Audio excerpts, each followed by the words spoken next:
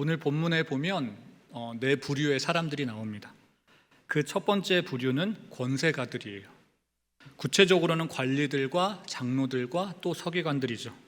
그 권세가들이 지금 예수님의 제자들을 향하여 신문을 하고 있습니다. 이 신문 받고 있는 예수님의 제자들이 바로 두 번째 부류의 사람들이죠. 정확히는 베드로와 요한입니다. 그리고 세 번째 부류의 사람은 나면서부터 걷지 못한 안진뱅이입니다. 그 사람의 나이가 성경에서는 40이다 그렇게 이야기하고요. 그 40년이라는 그 세월 동안 일어나 걸어본 적이 없는 삶을 살았던 사람입니다. 그런 사람을 베드로와 요한이 걷게 만들어 주었다라고 하는 것이죠. 그리고 마지막으로 네 번째 부류의 사람은요, 그 방청석을 가득 메우고 있는 5,000명의 사람들이었습니다. 그들이 지금 병풍처럼 법정을 싹 둘러싸고 있는데요, 이 네 부류의 사람을 한 단어로 엮어주는 게 있는데 그게 바로 예수 그리스도의 이름이었습니다. 지금부터 이 네 부류의 사람을 한 부류씩 찬찬히 살펴보도록 하겠습니다. 먼저 첫 번째 부류의 사람들을 보면요, 제가 조금 전에 이 첫 번째 부류의 사람이 관리들, 장로들, 그리고 서기관들이라고 했습니다. 이 무리들 가운데 누가 포함되어 있었냐 하면 대제사장의 문중들이 포함되어 있었습니다. 본문에 나오는 대제사장의 문중들은요, 바로 예수님을 신문했던 바로 그러한 사람들이었습니다. 그런 그들이 지금 긴장하고 있대요. 무엇 때문에? 예수 사건이 끝난 줄 알았는데 끝난 게 아니었기 때문입니다. 예수 죽여버리면 그 모든 일들이 다 끝날 거라고 생각했는데 지금 계속 이어지고 있었던 거예요. 오히려 그것 때문에 더 놀라운 일들이 계속해서 일어나고 있었던 겁니다. 그 중에 하나가 뭐였냐면 제자들이 담대해진 것이죠. 제자들은 예수님 부인하면서까지 자기 생명 지키려고 하였던 그러한 겁쟁이들이었습니다. 그 겁쟁이들이 지금 담대해진 것이죠. 완전히 새로운 존재가 되어버린 겁니다. 예수 그리스도의 이름으로 능력을 행사하는데 안진뱅이가 일어나 걷고 뛰는 그 일들이 일어나고 말았습니다. 그걸 본 여론의 분위기가 또 심상치 않습니다. 이내 사람들도 예수 그리스도의 그 이름에 관심을 보이기 시작한 겁니다. 이 변화를 몰고 온 그 힘이 어디서 온 걸까요? 대제사장의 문중들은요, 이 일이 이방신이나 아니면 사단에 의해서 일어났다 그렇게 생각했습니다. 아니, 꼭 그래야만 됐습니다. 왜냐하면 제자들이 말하는 것처럼 이 일이 정말 예수 그리스도의 이름 때문에 일어났다라고 한다면요, 그것에 대하여 많은 사람들이 동요되고 또 술렁거릴 것이 뻔했기 때문입니다. 그런 일이 일어나기라도 하면 자기들에게 타격이 될 것이 뻔했기 때문에 이 문중들은 제자들에게 다른 데 가서 예수님의 이름을 전하지 못하도록 그렇게 위협을 했습니다. 예수의 옛자도 꺼내지 못하게 시켰던 것이죠. 그런데도 예수님의 제자들은요, 주눅을 들지 않았다. 성경은 그렇게 이야기합니다. 베드로와 요한은요, 지금 신문 받고 있는 겁니다. 그러면 쫄아야죠. 그런데 쫄리지가 않는 겁니다. 그 모습이 대제사장의 그 문중들에게는 굉장히 충격적으로 다가왔습니다.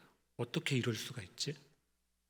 베드로와 요한이 끌려와 있는 이 법정은요, 사내들인 법정이라고 합니다. 사내들인 법정. 그렇다면 사내들인 법정은 어떤 곳일까? 거기에 무슨 일이 있었을까? 바로 사내들인 법정에서 누가 사형 선고를 받았냐면 예수님이 사형 선고를 받으셨습니다. 그 끔찍한 기억이 있는 곳에 예수님의 제자들이 지금 서 있는 것이죠. 복음서에 따르면 예수님이 사형 선고받은 그 현장에 예수님의 제자 베드로가 함께 있었다 그렇게 기록해 놓고 있습니다. 대제사장의 그 문중들이 예수님을 어떻게 신문하는지 가까이서 본 사람이 바로 베드로였어요. 그래서 베드로에게 사내들인 법정이라고 하는 것은요, 또 대제사장의 문중이라고 하는 사람들은 아마 트라우마 같은 존재였을 겁니다. 그들 앞에서는 도저히 길을 펼 수 없는 그런 존재였고 또 그런 장소였을 겁니다. 그런데 놀랍게도 그들이 그 장소와 그 사람들 앞에서 어깨를 피고 있다는 거예요. 길을 피고 있다는 겁니다. 신문받고 있는 그 제자들이 오히려 자기를 신문하는 그 대제사장의 문중들보다 오히려 더 강한 어조로 말하고 있는 겁니다. 10절 말씀을 다 함께 읽어보겠는데요. 시작. 너희와 모든 이스라엘 백성들은 알라. 너희가 십자가에 못 박고 하나님이 죽은 자 가운데서 살리신 나사렛 예수 그리스도의 이름으로 이름으로 이 사람이 건강하게 되어 너희 앞에 섰느니라. 섰느니라. 아멘. 이 말씀에 보면 너희라는 단어가 총 3번 나오는데요. 너희와 너희가 그리고 너희 앞에라고 했습니다. 베드로는 자기를 신문하고 있는 그 대제사장의 문중들을 향하여 아주 버르장머리 없게 너희라 그렇게 이야기했습니다. 우리가 일반적으로 판사 앞에 서면 존경하는 재판장님 그리고 친애하는 재판장님 그렇게 말하는 것이 맞는 것인데 베드로는 뭐라고 이야기합니까? 너희라 그렇게 이야기했다라고 하는 것이죠. 이건 굉장히 사람을 기분 나쁘게 만드는 소리입니다. 듣기 싫은 소리죠. 사실 그들이 서 있는 그 자리가요 재판정이기 때문에 말 한마디 잘못하면 오히려 더 중한 벌을 받을 수 있는 그러한 상황이었습니다. 그래서 웬만하면 해야 될 말과 하지 말아야 될 말을 가려서 해야 됐죠. 자기가 알아서 설설 기어야 되는 자리가 바로 그 재판정이었습니다. 그리고 그들은요 목숨이 2개인 것도 아니었어요. 딱 하나입니다. 그런데 베드로가 어떻게 이야기했다고요? 너희라고요. 너희. 그는 도대체 어디서 뭘 배워왔길래 그 트라우마 같던 대제사장의 문중들 앞에서 쫄지 아니하고 그렇게 당당할 수 있었을까요? 그 담대함의 근원이 무엇이었겠는가라고 하는 겁니다. 우리가 잘 알다시피 베드로는 그렇게 특별한 사람이 아닙니다. 베드로나 저나예요. 베드로나 여러분이나입니다. 불과 몇 개월 전까지만 해도요 베드로는 그 계집종 앞에서 예수님을 부인한 바 있는 그러한 사람이었습니다. 그런 겁쟁이가 바로 베드로였어요. 그런 베드로가 지금은요 나는 새도 떨어뜨린다라고 하는 그 권력가들 앞에서 아주 너희는 알라고 표적의 사람이 너희 앞에 섰다고 그렇게 담대히 말하고 있는 겁니다. 11절 말씀에 보면 이 예수는 너희 건축자들의 버린 돌로서 진 모퉁이의 머릿돌이 되었느니라 그렇게 이야기했는데 이 말씀은 전통적으로 메시아 예언에 속합니다. 초대교회 때부터 아주 흔히 사용되던 그런 표현이죠.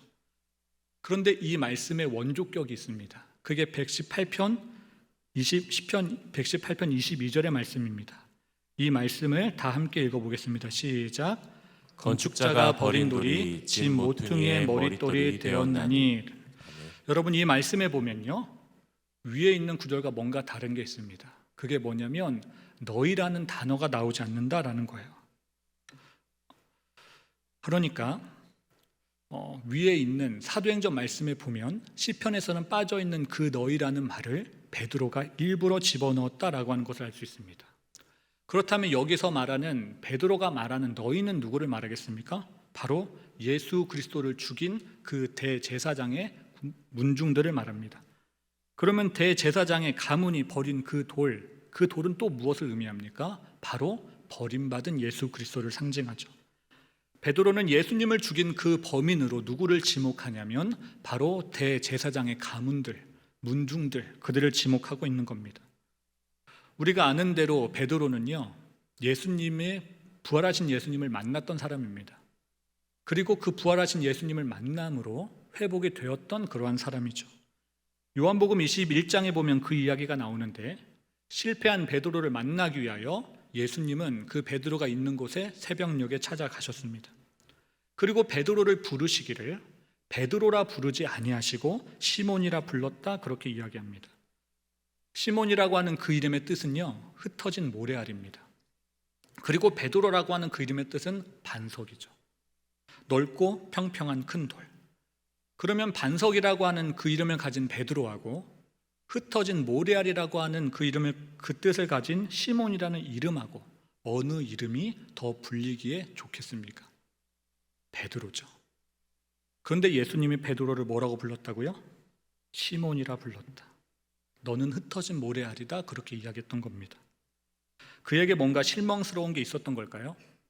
아니면 반석이라는 그 이름을 그에게 붙여주기에는 그가 뭔가 하자가 있고 뭔가 부족했던 그러한 사람이었기 때문이었겠습니까?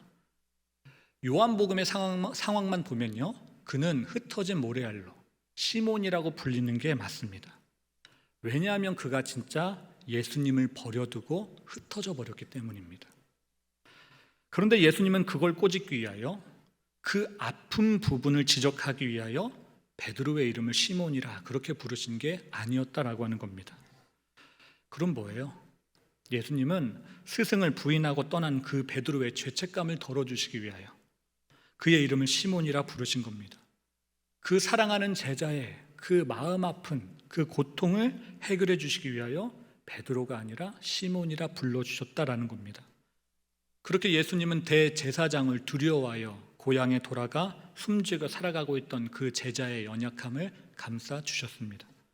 요한의 아들 시몬아, 바닷가의 모래알 같은 시몬아, 그렇게 연약하디 연약한 시몬아, 네가 나를 사랑하느냐, 그렇게 이야기하시고는 베드로를 꼭 껴안아 주셨어요. 사랑하는 여러분, 예수님이 그의 이름을 시몬이라 불러주신 그 이유, 그 모래알 같았던 시몬의 삶이요, 반석 같은 베드로의 삶으로 변화되게 되었습니다. 그 일을 기점으로 흩어진 모래알 같았던 사람이 반석 같은 인생을 살게 되었다라고 하는 겁니다. 이어서 안진뱅이였던 사람을 보면요, 그는 지금 아주 건강한 모습으로 걷고 뛰고 있습니다. 그 법정을 막 활보하고 있죠. 이 사람은 불과 얼마 전까지만 해도요, 앉은 채로 세상을 올려다 봐야만 했던 그러한 사람입니다. 그가 올려다 볼 수 있는 높이는 고작해서 80cm 혹은 90cm 높이, 그 정도 높이에서 바라다보는 세상이 그 사람이 바라보는 세상의 전부였습니다. 누가 지나가다가 동전이라도 주어주지 않으면 단 하루도 살아갈 수 없는, 그렇게 비굴한 삶을 살았던 사람이 바로 이 사람이었죠. 그러한 비극적인 삶을 사는 존재에게 베드로와 요한이 전해준 예수 그리스도의 이름으로 말미암아 그 사람이 걷고 뛰게 되었습니다. 그래서 너무 기쁜 나머지 성전에 들어가서 하나님을 찬송했다라고 그래요. 그런 그의 모습을 많은 사람들이 지켜보았습니다. 성경은 그 수에 대하여 무려 남자만 5,000명이다 라고 이야기하는데요, 남녀노소 다 합하면 한 10,000명은 훌쩍 넘었을 겁니다. 그렇게 셀 수 없는 무리들이 그 안진뱅이였던 사람이 지금 걸어다니고 뛰어다니는 현장을 본 것입니다. 그리고 그것을 보니까 그 모든 되어진 일에 대하여 하나님께 영광 돌릴 수밖에 없었던 겁니다. 그래서 하나님께 영광 돌렸다 그래요. 그 사람이 걷고 뛰는 것만 보아도. 여러분, 겁쟁이 제자들이 담대해지고 또 안진뱅이였던 사람이 일어나 뛰며, 그리고 5,000명이나 되는 그 사람들이 하나님께 영광 올리게 된 그 이유가 무엇 때문이겠습니까? 바로 예수 그리스도의 이름 때문입니다. 그 이름 안에 있는 능력 때문에. 예수 그 이름이라는 시를 송명희 시인이 썼는데요, 그 가사를 가지고 최덕신 씨가 한 가지의 찬양을 작곡했습니다. 지금 한번 그 찬양을 다 함께 불러보면 좋겠는데요, 나오는 반주에 따라 함께 찬양을 불러보면 좋겠습니다. 예수 그 이름이라고 하는 찬양입니다.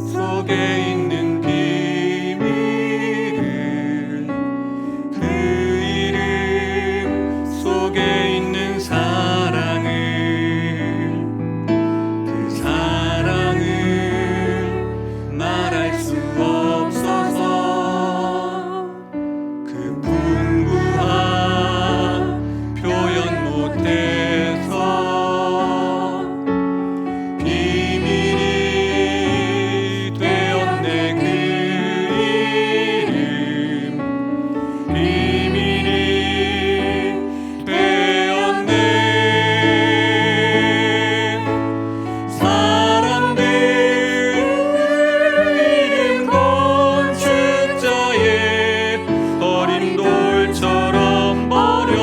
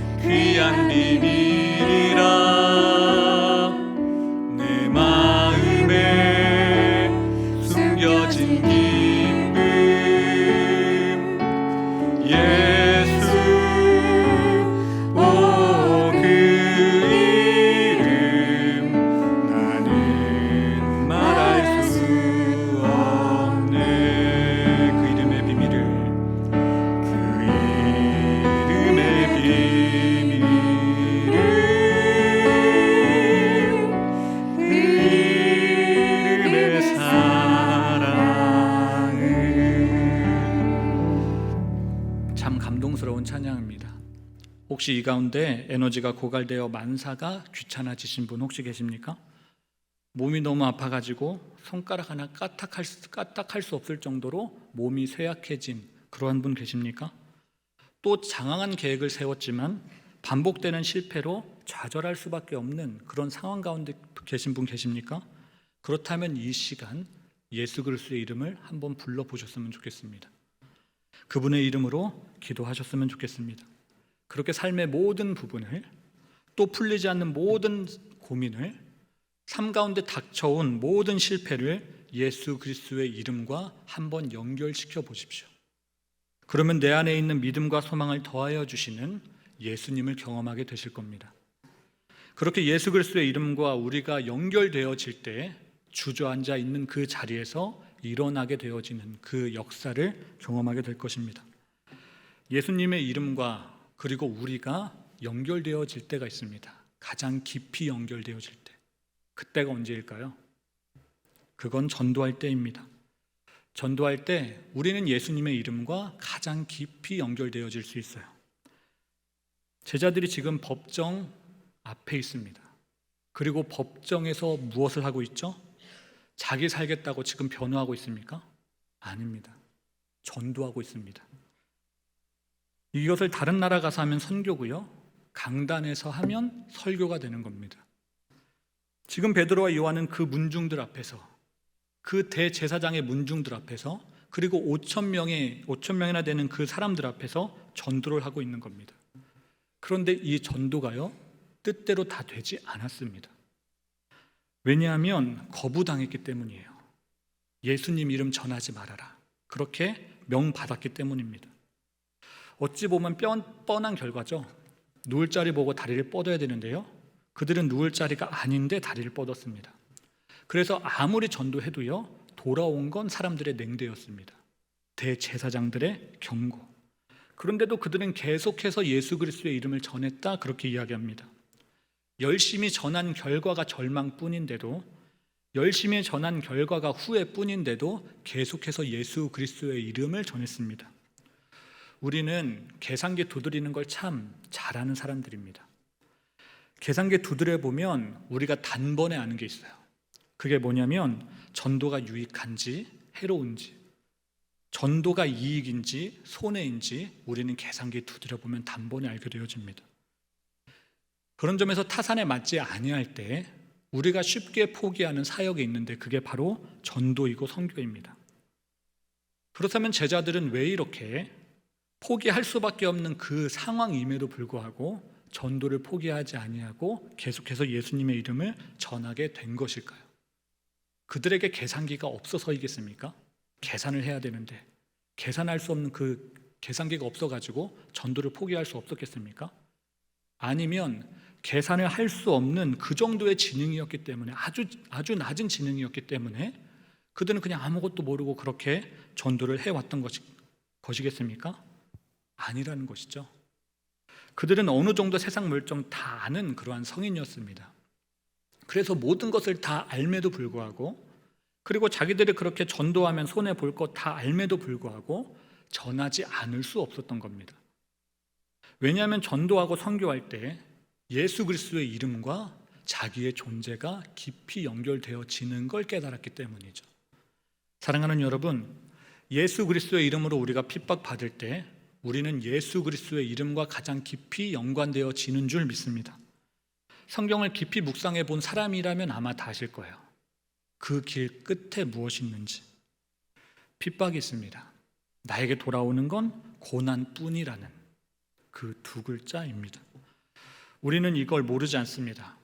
그럼에도 불구하고 우리는 왜 계속해서 전도해야 됩니까? 왜 계속해서 담장을 넘어가야 되죠? 그 이유는 우리가 전도할 때에 예수님의 이름과 가장 깊이 연결되어지기 때문입니다. 그런 점에서 전도라고 하는 건 계산기 두드려보고 하는 게 아닙니다. 교회 재정 얼마 남았는지 확인하고 나서 할지 말지 결정하는 게 아니에요. 많은 사람들은 계산기 잘 두드리는 사람을 보고 지혜롭다 그렇게 이야기하기도 하는데요, 그런데 그건 사실 뭔가를 잘 알지 못하고 하는 소리입니다. 앞을 조금 내다볼 수 있다고 해서요, 그 사람이 지혜로운 건 아닙니다. 왜냐하면 지혜라는 건 앞에 있는 담장이 무엇인가 그것을 아는 것이 아니고요, 지혜는 그 앞에 있는 담장을 어떻게 헤쳐나갈 것인가 라고 하는 그 해답을 가지고 있는 게 지혜인 겁니다. 우리 인생 중에 힘들지 않는 인생 단 한 명도 없을 겁니다. 모두 다 힘듭니다. 그걸 아는 건 지혜가 아니에요. 그렇다면 지혜는 뭡니까? 그 힘든 인생을 어떻게 극복해 갈 것인가, 그거에 대한 해답을 알고 있는 것이죠. 우리는 예수 그리스도의 이름 전할 때요, 사람들이 다 그 이름 거부할 거 뻔히 다 알고 있습니다. 이거 아는 거 지혜 아니에요. 그러면 지혜는 무엇입니까? 그 거부당하는 예수 그리스도의 이름을 어떻게 계속해서 전해갈 것인가, 그 해답을 가지고 있는 거, 그게 지혜입니다. 예수 이름 전하는 것이 교회 살림에 아무런 보탬이 되지 않는다라고 한다면, 그럼에도 불구하고 여러분은 예수 그리스도의 이름을 세상 가운데 전하시겠습니까? 이 길 끝에 우리를 기다리고 있는 것이 핍박이고 고난이라고 한다면, 그럼에도 불구하고 여러분은 계속해서 예수 그리스도의 그 이름을 세상 사람들에게 알리겠습니까? 만약에 그렇다고 한다면요, 여러분은 사명자이신 겁니다. 그 사명자의 삶을 살아갈 때 비로소 우리는 예수 그리스도의 그 이름과 깊은 연관을 맺게 되어지는 거예요. 혹시 이 가운데 나는 전도의 현장 없이 예수님의 이름과 연결되어질 수 있다, 그렇게 자신하신 분 계십니까? 그건 속고 있는 겁니다. 아주 크게 착각하고 있는 거예요. 바울 전도대로 섬기시는 분들은 아마 다 아실 텐데요, 우리 교회에서 가장 많은 거절을 받는 그 그룹이 누구냐면 바로 바울 전도대입니다. 바울 전도대는 나가기만 하면 거절받죠. 환영해 주는 사람 아무도 없습니다. 그런데 그럴수록 오히려 놀랍게도 깨달아지는 게 있어요. 그게 뭐냐면 예수님의 이름과 내가 연결되어지는 겁니다. 고난을 받으면 받을수록, 거절을 받으면 받을수록, 내가 지금 예수님의 이름과 연관되어지고 있구나. 저는 전도의 중요성을 이렇게 한번 설명해 보고 싶어요. 하나님이 제일 기뻐하시는 게 무엇입니까? 전도죠. 하나님이 제일 기뻐하시는 건 영혼 구원입니다. 영혼이 구원받는 거, 복음이 전해지는 거. 그렇다면 교회의 첫 번째 사명은 뭐가 되어야 하겠습니까? 영혼 구원하는 거. 그것이 교회의 첫 번째 사명이 되어야 됩니다. 그래서 사실 교회의 나머지 사역들은요, 다 그 다음 것들이에요. 전도, 복음 전하는 거, 그 영혼 구원하는 거, 그 다음 것들. 그런데 그 다음 것하고 복음 전하는 이 처음 것하고 아주 긴밀한 연관이 되어 있다라고 하는 사실입니다. 우리가 매주 주일날 교회에 와서 주일 예배를 드립니다. 그리고 끝나면 집에 가요. 이게 끝인 줄 아시죠? 그런데 사실은 이게 끝이 아니에요. 우리는 매주 주일 예배 드리고 나서요, 예배 끝나면 무엇을 하냐면 파송을 받습니다. 파송. 그러면 파송 받아서 뭐예요? 복음 전하는 겁니다. 일주일 동안 열심히 세상 가운데 복음 전하다가 일주일 지나고 돌아와서 간증하는 겁니다. 내가 어떻게 세상 가운데 복음 전하는 전도자로 살았는지. 그리고 나와 함께 어려움 당한 사람들이 있으면요, 같이 격려하고 하는 것이죠. 그러면 우리가 왜 그렇게 또 성경 공부하는 것이죠? 성경 지식이 부족하기 때문입니까? 물론 그런 부분도 있습니다. 그런데 그게 전부는 아니라는 거예요. 그거는 아주 일부분에 불과한 겁니다. 그렇다면 뭐예요? 성경 공부하는 그 이유는 무엇입니까? 성경 공부해가지고 그 배운 걸 세상 가운데 가서 전하라는 겁니다. 우리 교회 지난 수년 동안 성경 일독학교 했고요, 큐티 학교 했고, 또 가정예배 드렸습니다. 또 1:1 제자 양육도 했어요. 그러한 프로그램을 통해서 우리들은 하나님이 어떠한 분이신지 참 많이 알고 배우게 되었습니다. 그렇다면 이 점에 있어 제가 한 가지 질문하고 싶습니다. 성경 일독학교 하고 나서요, 복음을 더 잘 전하게 되셨습니까? 큐티 학교 하고 나서 하나님 말씀을 전해야 되겠다라고 하는 그 열정이 막 마음에서 불러 일으켜지던가요? 그리고 1:1 제자양육 하고 나서 생명의 말씀을 전하는 복음 전도자가 되겠다라고 하는 그러한 결심을 하게 되셨습니까? 제가 조금 전에 이야기했지만 하나님이 제일 기뻐하시는 건 영혼 구원입니다. 그리고 교회의 첫 번째 사명은요, 영혼 구원이에요. 그런 점에서 우리는 영혼을 구원해야 됩니다. 하나님의 교회를 이 땅 가운데 세우신 목적이 바로 이것이다라고 하는 것이죠. 전도하는 것이고요, 또 선교하는 것입니다. 바울이라는 사람을 통해 하나님이 여러 교회를 세우셨는데, 바울이 소아시아에 있는 그 지역에 여러 교회를 세웠던 그 이유는 거기에 디아스포라들이 많이 살고 있었기 때문이 아닙니다. 예수님 믿는 사람들이 그 지역에 많이 있었기 때문이 아니에요. 그리고 그곳에 예배드릴 공간이 없어가지고 그곳에 교회라는 건물을 지어준 게 아닙니다. 그렇다면 뭐예요? 하나님이 궁극적으로 바울을 통해 소아시아 지역에 교회를 세우신 그 이유는 뭐겠습니까? 그 지역에 예수 믿어야 될 사람들이 너무나도 많이 있었기 때문입니다. 예수님은 그 모든 사람들 건져내라고 바울을 여기저기로 보내가지고 교회를 세우게 만드신 겁니다. 교회 성도들한테 서비스 잘해라, 그러한 목적으로 교회를 세우신 거 아니다라고 하는 것이죠. 전도 잘하고 선교 잘하라, 그러한 목적입니다. 바울이 로마에 붙잡혀간 것만 봐도 그렇습니까? 것만 봐도 그렇습니다. 로마에 이민 갔습니까? 아니죠. 로마에 복음 전하러 갔습니다. 가이사 그 황제에게 복음 전하려고 로마에 끌려가는 거, 감옥에 갇히는 거 두려워하지 않았습니다. 그리고 그가 로마에 갈 때 배가 파손되어 바다에 빠지게 되는 그러한 일도 겪었는데, 그 가운데서 그가 뭐 했냐면 전도했다, 그렇게 이야기합니다. 배가 바다에 빠지는 그 순간에도요, 바울은 전도했어요. 왜? 그게 제일 되는 사명이기 때문에. 아랍권에서 지금 제일 크게 부흥하고 있는 나라가 이란이라고 합니다. 이란에서 기독교를 개종하는 사람들의 수가 계속해서 늘어나고 있다고 그래요. 그런데 알다시피 이란은요, 이슬람 국가입니다.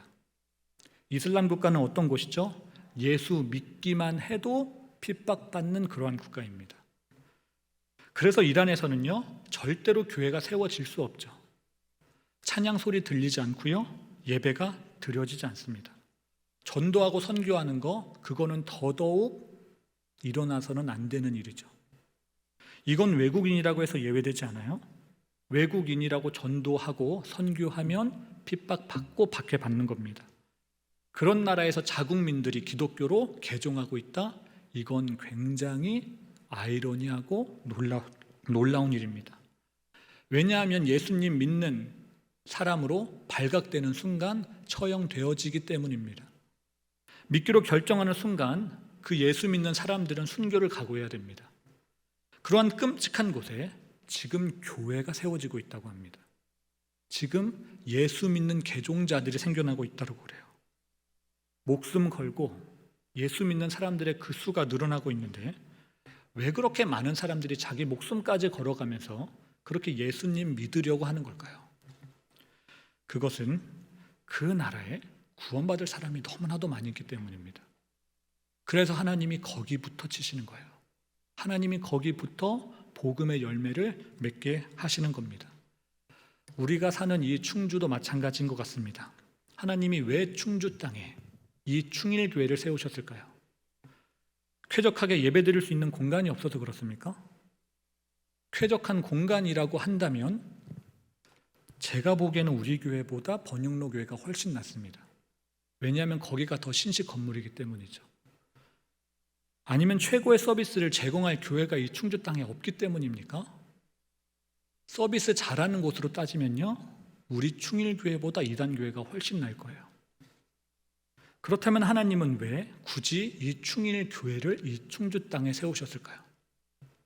이 지역에 아직도 예수의 이름을 모르는, 예수 믿어 구원받아야 될 사람들이 너무나도 많이 있기 때문입니다. 그거 하라고 이 지역에 충일교회를 세우신 겁니다. 복음 전하는 사명 감당하라는 것이죠. 사랑하는 여러분, 이 충주 지역에 구원받을 사람 진짜 너무나도 많이 있습니다. 하나님은 우리 교회가 그 영혼 구원하는 사명을 감당해 가기를 원하십니다. 그런데 여전히 뭐가 없다 그러면서 계속해서 전도를 미루십니까? 또 기독교 이미지가 나빠질 대로 나빠져 가지고 전도해도 아무런 효과 없습니다. 그렇게 핑계거리 찾고 계시나요? 우리는 정말 핑계거리 너무나도 잘 찾고 있는 것 같습니다. 전도 너무나도 하기 싫어가지고, 선교 너무나도 하기 싫어가지고 어떻게 해서든 숨어있는 핑계거리 끄집어내서 그거를 빌미로 전도도 안 하고 선교도 안 하는 것이죠. 우리 교회에 여러 가지 자랑거리가 있습니다. 성도님들은 우리 교회에 대해서 자랑하라고 한다면 무엇부터 자랑하시겠습니까? 사람이 많이 모이는 거 자랑하시겠습니까? 교육부가 잘 되고 있는 거 자랑할 것인가요? 교회 건물이 큰 거, 그거 자랑하시렵니까? 아니면 양육 프로그램이 다채로운 거, 그거 자랑하시겠어요? 지금 내 머릿속에 문득 떠오르는 거, 그게 무엇입니까? 저는 우리 충일교회가 전도 잘하고 또 선교 잘하는 교회로 소문났으면 좋겠습니다. 그게 자랑되어지는 교회였으면 합니다. 왜냐하면 예수님이 그걸 가장 기뻐하시기 때문입니다. 영혼이 구원받는 것. 그 일에 온 성도가 하나 되고 헌신되어지는 거 아마 하나님이 기다리고 계실 겁니다. 하루를 술로 마무리하는 사람과 그리고 사업 실패로 가정이 흩어진 사람들, 또 병원에서 죽는 날만 기다리고 있는 그 사람들이 바로 우리 주변에 있습니다. 우리는 그들에게 예수 그리스도의 이름을 전해야 할 것입니다. 그들이 비록 거부한다고 할지라도 예수 그리스도의 이름, 그 이름을 전하고 있는 그 사람들을 배척한다고 할지라도 우리는 계속해서 예수 그리스도의 이름을 전해 가야 할 것입니다. 왜냐하면 그 이름만이 오고 오는 세대를 구원할 수 있는 오직 유일한 이름이기 때문입니다. 그들을 만족시킬 수 있는 이름 오직 하나, 예수 그리스도라는 그 이름 밖에 없습니다. 바라옵기는 그 예수님의 이름을 이 충주 땅과 만방 가운데 전하며 살아가는 우리 모든 충일교회 성도님들이 다 되셨으면 좋겠습니다.